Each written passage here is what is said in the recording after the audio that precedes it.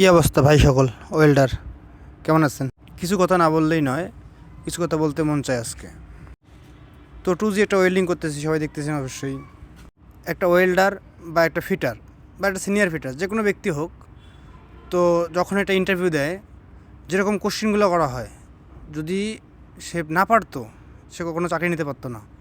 আর বিশেষ করে কি, লেখাপড়া হয়তো বা তার নাই, আর লেখাপড়া তো আছেই না, তেমন কোনো না।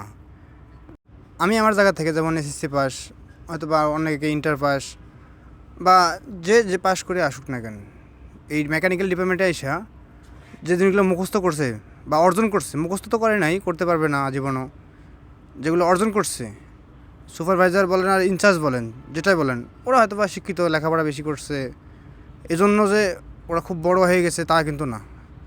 যেগুলো জীবনে অর্জন করছে এই মেকানিক্যাল জীবনে আইসা, যত পার্টস, মেশিনের নাম, মেশিনের ব্র্যান্ড, মেশিনের মডেল, যেগুলো আছে জীবনে বিদ্যা, একটা সুপারভাইজারের অত কিছু নাই। তো আমি কাউকে ছোটো বলতেছি না বা ছোটো করতেছি না, এরকম কিছু না। ভিডিওটা এরকমভাবে করানো হচ্ছে না বলে মানুষকে ছোটো করানো হচ্ছে। তো এমন কিছু কাজ, এমন কিছু ব্যক্তি করতেছে, মনে করছে কি উনিই সব কিছু মানে বড়।